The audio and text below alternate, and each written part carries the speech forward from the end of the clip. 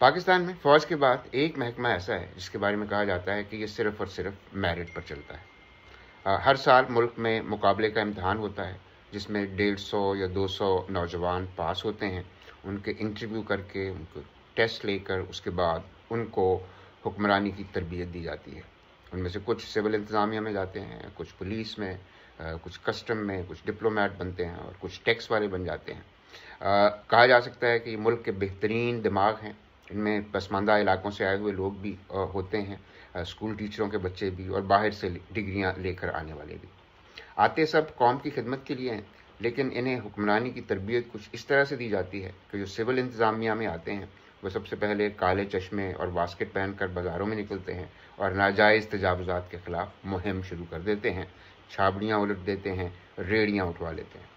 جو پولیس میں جاتے ہیں وہ وردی پہنتے ہی پہلے نشئیوں اور بیکاریوں سے شہر کو خالی کرانے کی کوشش کرتے ہیں۔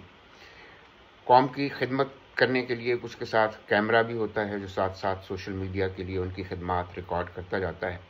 ہمارے یہ نوجوان چاہے کسی دیسی کالج سے پڑھ کے آئے ہوں یا باہر سے ڈگری لے کر آئے ہوں، سروس میں آتے ہی ان کے اندر سے ایک چلبل پانڈے نکل کر باہر آ جاتا ہے جو ایک ہاتھ سے کالا چشمہ اتارتا ہے اور دوسرے ہاتھ سے قوم کو صحیح رستے پر ہانکنے لگتا ہے۔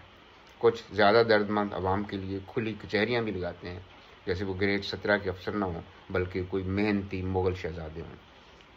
یہ لوگ واقعی قوم کے ذہین ترین لوگ ہیں۔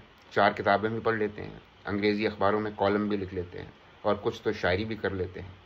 یہ قوم کی خدمت کر کے جب شام کو تھک جاتے ہیں تو یاروں دوستوں کو بتاتے ہیں کہ انہیں شروع سے ہی پتہ چل گیا تھا کہ اس ملک میں چونکہ انقلاب تو آ نہیں سکتا، اس لیے اس سسٹم کو بدلنے کے لیے اندر سے سسٹم جوائن کرنا پڑتا ہے، اسی لیے انہوں نے اتنی محنت کر کے مقابلے کا امتحان پاس کیا تھا۔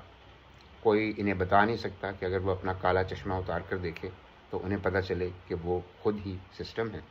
اس سسٹم کے خلاف لڑتے لڑتے جب وہ تھک جائیں گے، ریٹائر ہو جائیں گے، تو اپنی یادداشتیں لکھیں گے اور ہمیں بتائیں گے کہ یہ سسٹم اصل میں کتنا برا ہے۔